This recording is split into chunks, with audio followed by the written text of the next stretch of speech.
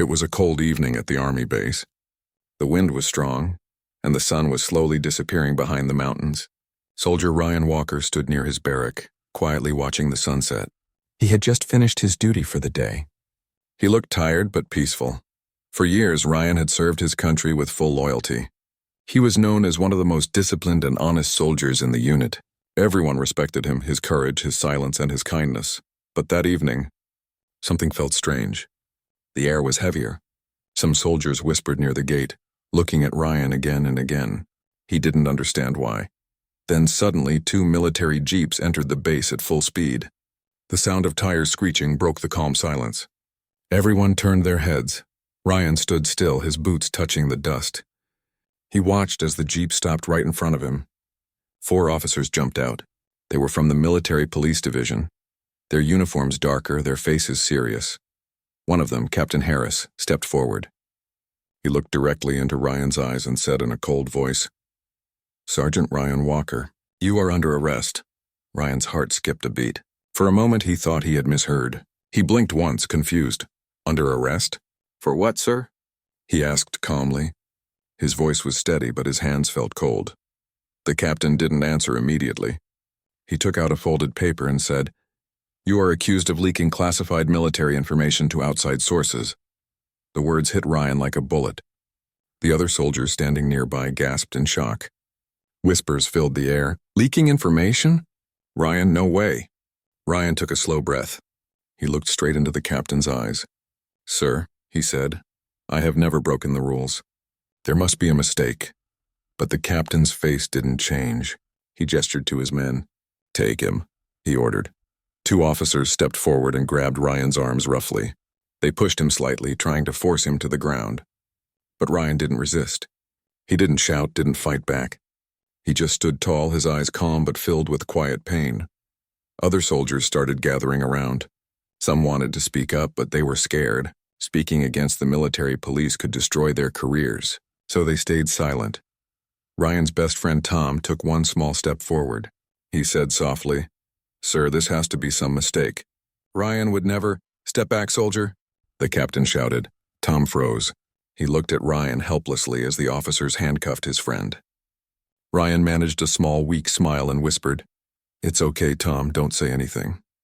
As the handcuffs locked, Ryan's heart pounded faster. The metal was cold, biting into his wrists. He could feel everyone's eyes on him, some filled with shock, others with fear. He wanted to shout that he was innocent. He wanted to explain. But deep down he knew no one would listen right now. The officers pushed him toward the jeep. As he passed by the crowd of soldiers, he looked around, every face he had known for years now watching him like a stranger. Some whispered quietly, "Did he really do it?" Impossible. He was one of the best. Ryan didn't say a word. He kept walking. Inside his mind, 1,000 thoughts were running. Who did this? Why now? As he reached the jeep, he looked up at the sky. Dark clouds slowly covering the last bit of sunset. It felt like the sky itself was closing on him. The captain opened the jeep door and pushed him inside. Before getting in, Ryan turned once more toward the base. He saw Tom standing far behind, fists clenched, eyes wet.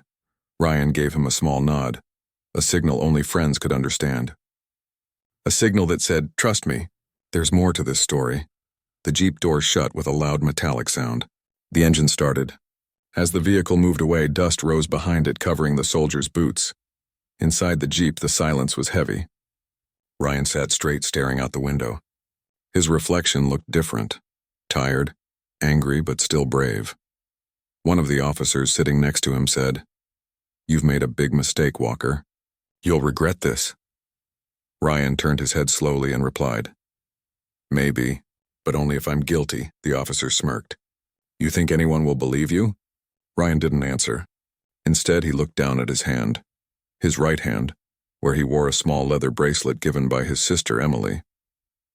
He remembered her words the day he left home. "If you ever get into trouble, Ryan, just make one call. One call can change everything." Those words echoed in his mind. One call.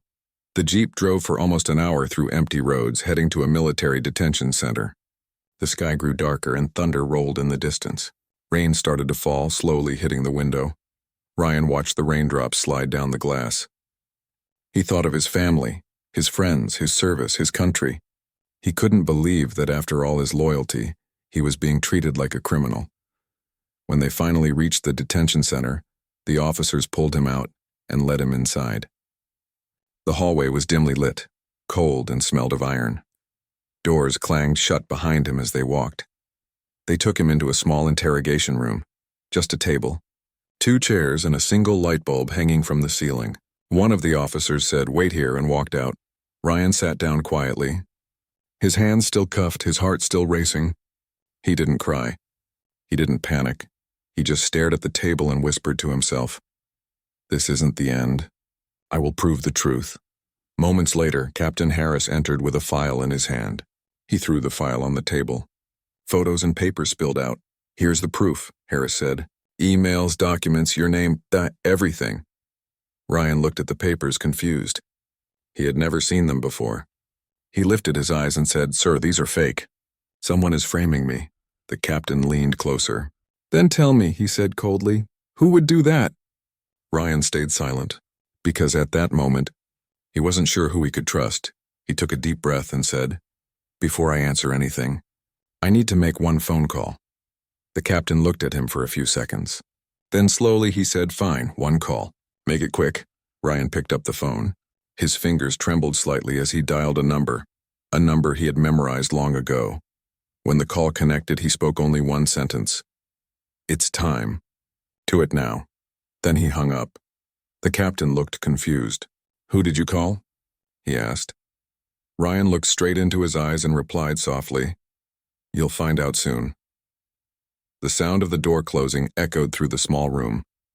Soldier Ryan Walker sat silently, his hands cuffed to the metal table. The room was cold, the air heavy. Only one dim light hung from the ceiling, swinging slightly, making shadows move on the walls. Across from him sat Captain Harris, his eyes sharp, his face expressionless. He placed a thick file on the table and slowly opened it. The silence was almost painful. "Ryan Walker," the captain said finally, "you've served your country for 10 years. You have medals, good records, and a clean name. But now," he tapped the file, "now everything says you're a traitor." Ryan lifted his head. His face was calm, but his eyes showed hurt. "I've never betrayed my country," he said quietly. "Someone wants me to look guilty." The captain leaned forward. "Then explain this." He slid a photo across the table.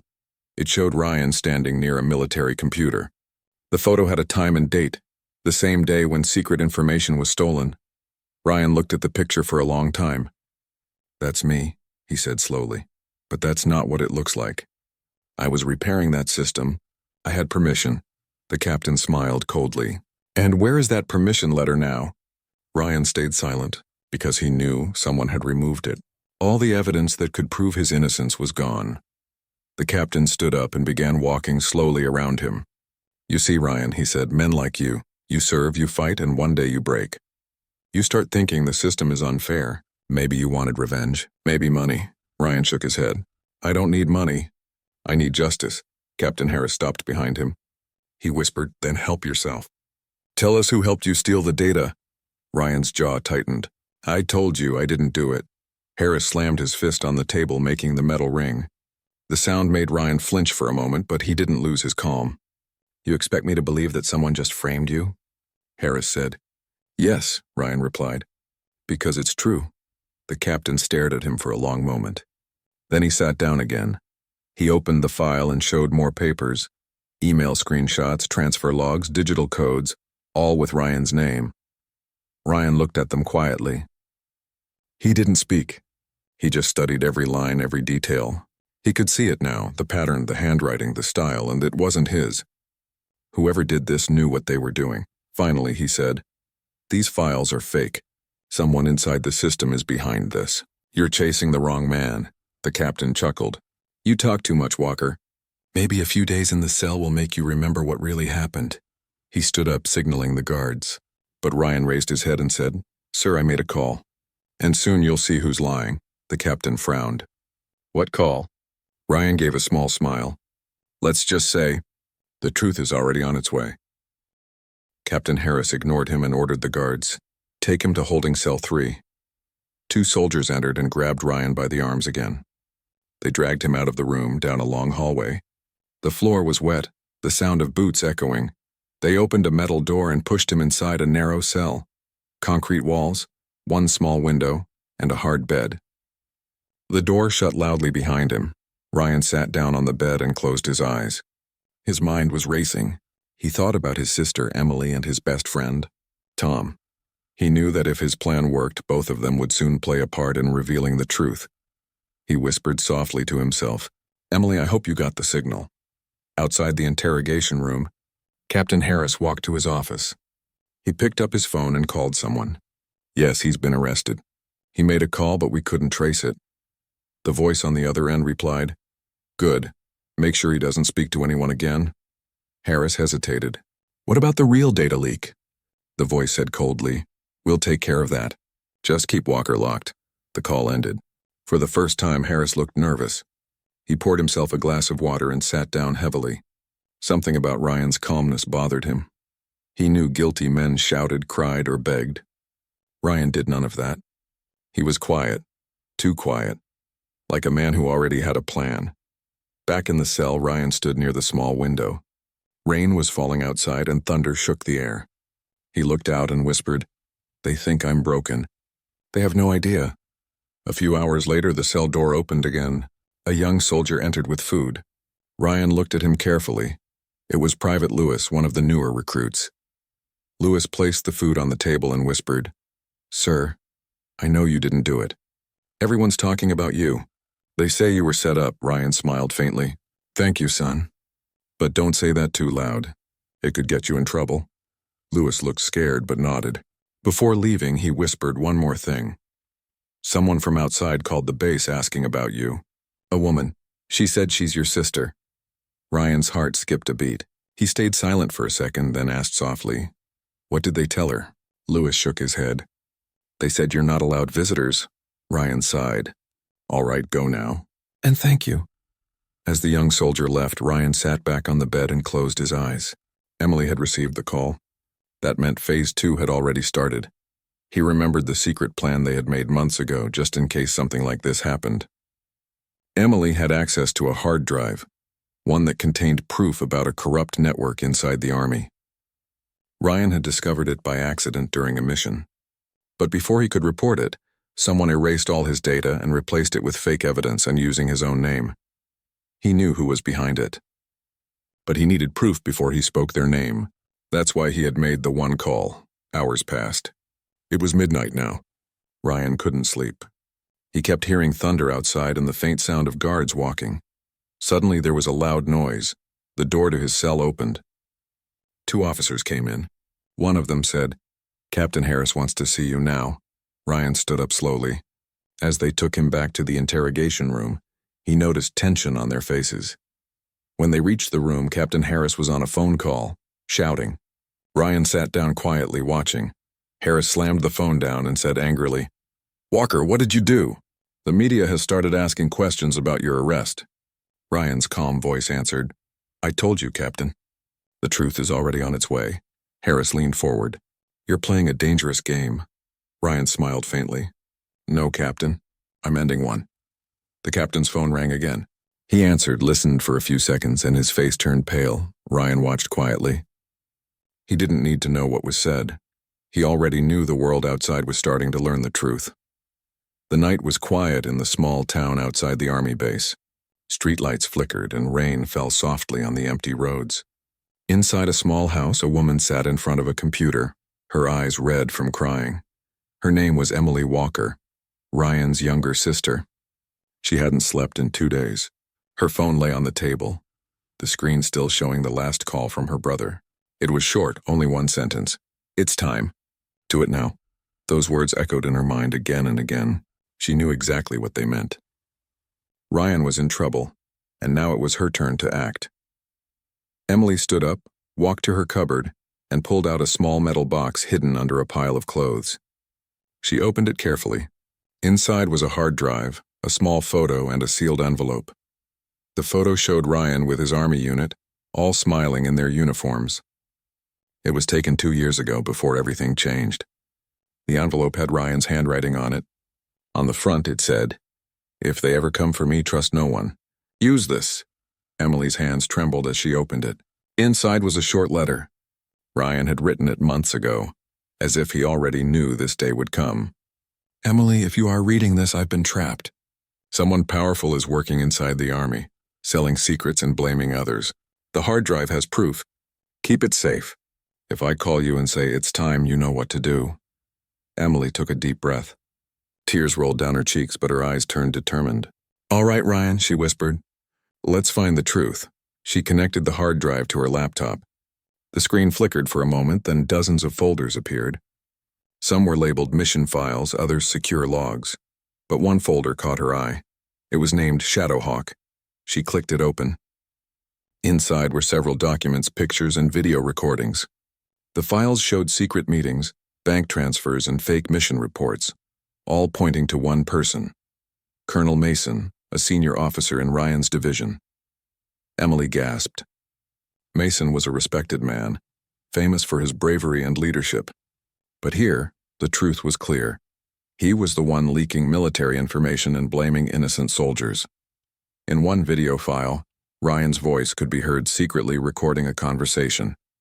Colonel Mason's voice said, "Don't worry. If anyone finds out, we'll make Walker the scapegoat. He's too loyal to fight back." Emily covered her mouth in shock. Her brother had discovered the truth long ago. But before he could expose it, Mason had framed him. She whispered, "You evil man." Emily knew she had to act fast. If Mason found out that she had the files, she would be in danger too. She copied the data into a new folder and uploaded it to a secure cloud server. Then she sent an anonymous email to several national news agencies. "Urgent. Proof of corruption inside the Army. Soldier Ryan Walker is innocent. The real traitor is Colonel Mason. Attached are documents and recordings." She hesitated for a moment before pressing send. Her heart was pounding. When she finally clicked the button, it felt like her whole world changed in that instant. Back inside the military detention center, Ryan sat quietly in his cell. He didn't know what was happening outside, but he trusted Emily. He had always trusted her. A guard came by and looked at him. "You've got guts, Walker," he said. "The whole base is buzzing. Something's going on, but no one's telling us what." Ryan looked up calmly. "It's only a matter of time," he said softly. Meanwhile, inside Colonel Mason's office, panic had already started. He was on a phone call shouting at someone. "What do you mean the media got the files? Who sent them?" The voice on the other side said, "Sir, someone leaked your bank transfers and recordings. It's everywhere." Mason slammed his hand on the table. His face turned red with anger. "Find out who did this now." Just then, Captain Harris walked in holding his phone. "Sir, you need to see this," he said. Mason grabbed the phone. It showed a live TV broadcast. A news anchor was saying, "Breaking news. Soldier Ryan Walker, accused of leaking military secrets, may have been framed. Leaked files show evidence of corruption involving senior Army officials." Mason's heart sank. His name appeared on the screen. He froze. "Impossible," he whispered. "It can't be." Harris looked at him, confused. "Sir, what's happening? Is this true?" Mason glared at him. "Don't you dare question me," he shouted. Then, realizing the danger, he turned to Harris and said, "Listen to me. Walker made that call.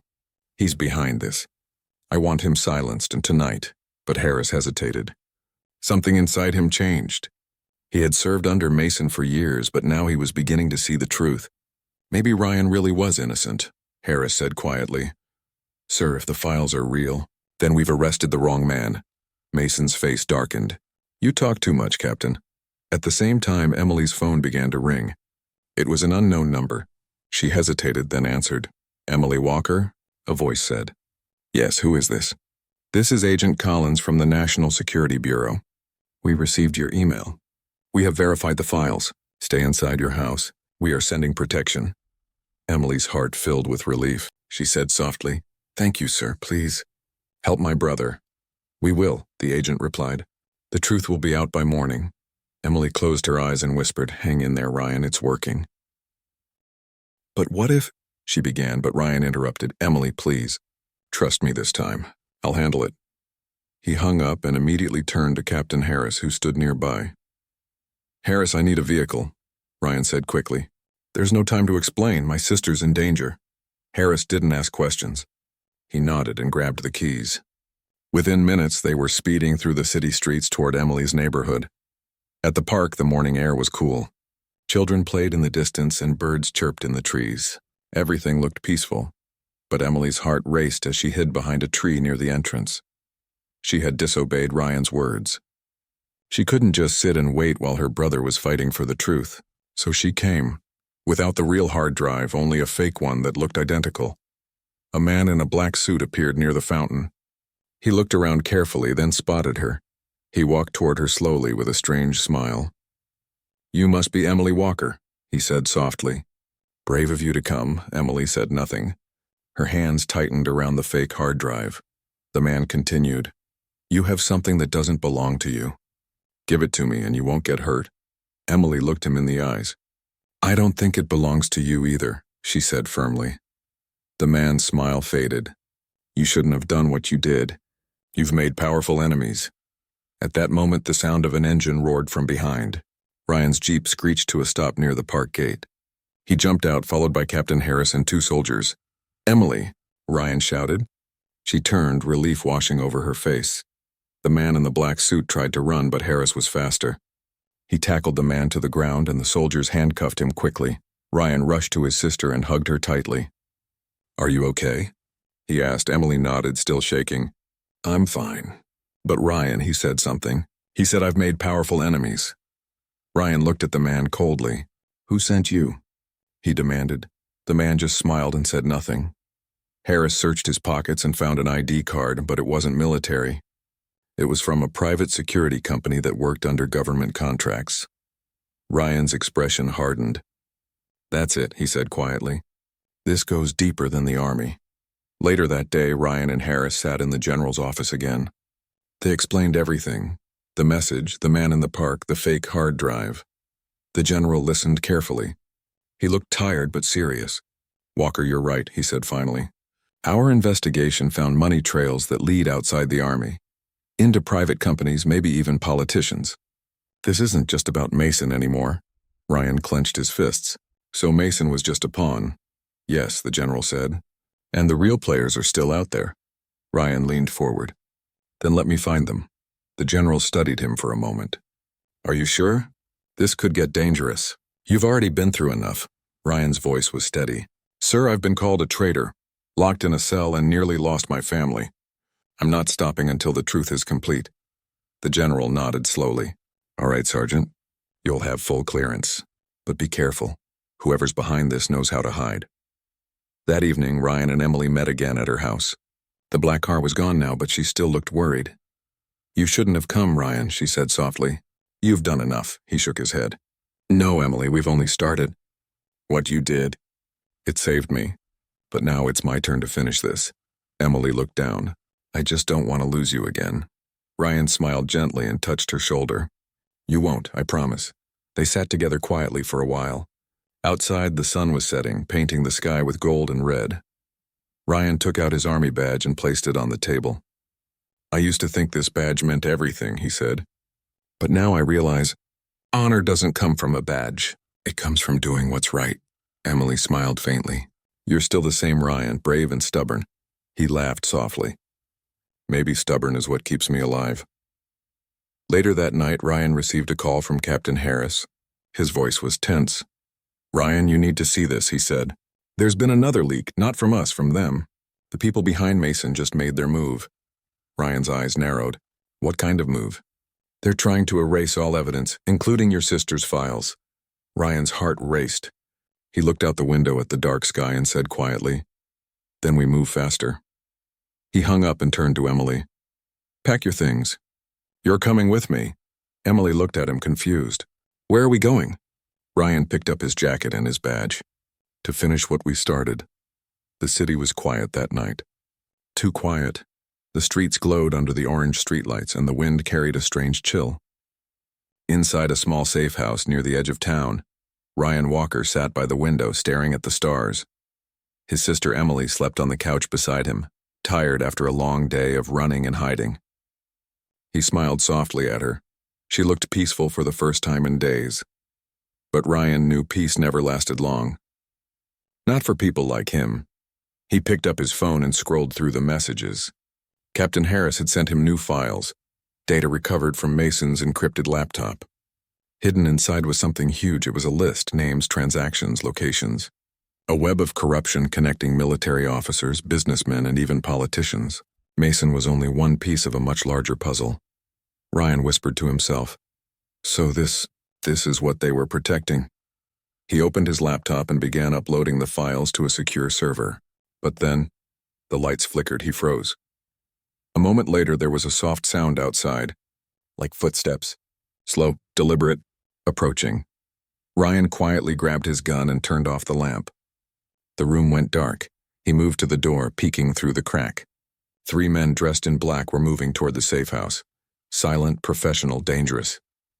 "Emily," he whispered, shaking her shoulder gently. She opened her eyes, confused. "Ryan, what's wrong?" "They found us," he said calmly.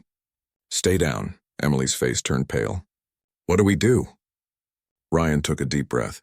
"We end this, and tonight." He handed her his phone. "Listen carefully. When I say go, you run to the back door. Take the drive and call Captain Harris. Don't look back, Ryan, no," she began, but he cut her off. "Promise me, Emily." Tears filled her eyes. "I promise." The next moment, the front door exploded open. The men stormed in, guns raised. Ryan dove behind a table and fired a warning shot. Bullets shattered glass, furniture, and walls. Emily screamed but crawled toward the back, clutching the drive. Ryan shouted, "Now, Emily! Go!" She ran out the back as Ryan continued firing, keeping the attackers busy. He moved fast, calm, precise, a soldier once more. 1 man fell. The other 2 kept advancing. Ryan ducked behind the kitchen counter, reloading quickly.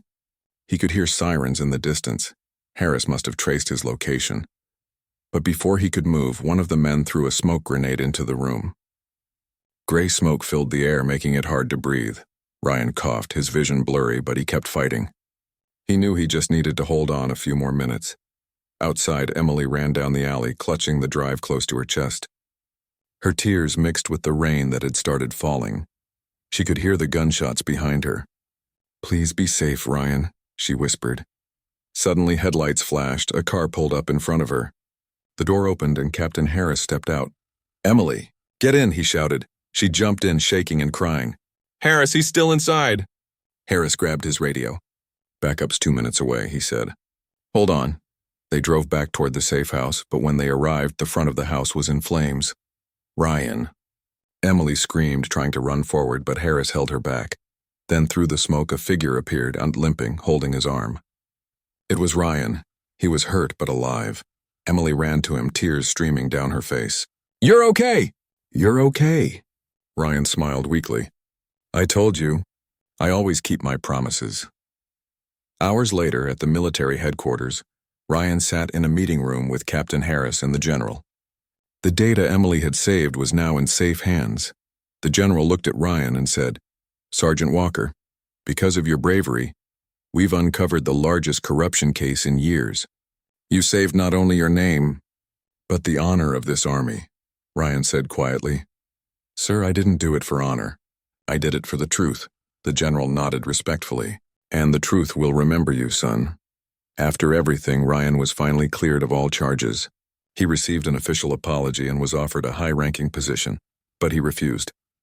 "I'm done fighting wars with guns," he said. "Now I want to fight for the people who can't fight for themselves." Emily smiled proudly. "That sounds like the brother I know." Ryan laughed softly. "Maybe it's time we both start a new chapter." A few weeks later, Ryan and Emily visited their mother's grave.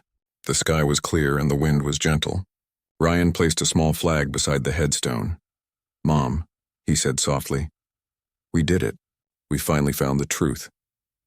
Emily held his hand and whispered, "She'd be proud of you." Ryan nodded.